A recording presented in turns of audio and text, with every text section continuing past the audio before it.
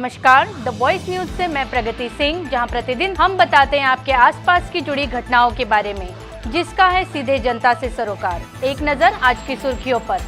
आपनो डांग प्राकृतिक डांग अभियान के तहत राज्य के दक्षिणी छोर पर स्थित डांग जिले को वर्ष 2021 में पूर्णतया प्राकृतिक खेती युक्त जिला घोषित किया गया है।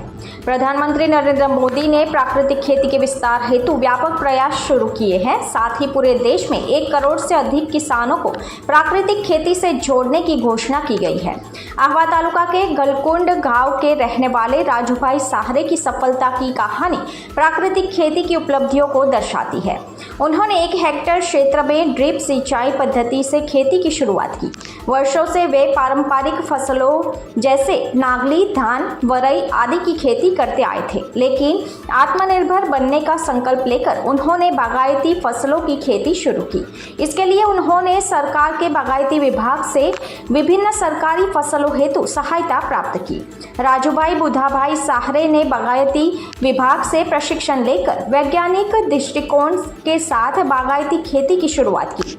आज वे बागायती फसलों से सालाना 4 लाख रुपए से अधिक की आय प्राप्त कर रहे हैं। उन्होंने प्राकृतिक कृषि का प्रशिक्षण लेकर जीवामृत, घन जीवामृत और गोबर के खाद जैसे प्रमुख तत्वों का उपयोग करते हुए खेती कार्य शुरू किया।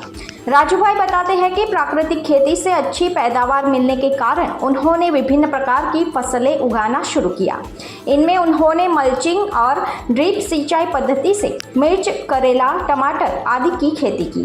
सरकारी सहायता के बारे में उन्होंने बताया कि हमें बागायती विभाग की ओर से सब्सिडी मिलती है। अधिकारी हमें जरूरी प्रशिक्षण और मदद भी प्रदान करते हैं। बागायती विभाग द्वारा कच्चे मंडप, बीज, प्लास्टिक आवरण, पैकिंग सामग्री और आम की कलम जैसी चीजों पर सहायता प्रदान की जा रही है। दी वॉइस न्यूज के लिए ओलिवर ठक्कर की रिपोर्ट। मारू नाम राजूभाई बुधाभाई सारे, गाम गलकुंड, तालुका आहवा, जिल्लो डांग। छेल्ला 5 વર્ષથી હું બાગાયત ખેતી કરું છું। એમાં મેં પ્રાકૃતિક ખેતી કરું છું।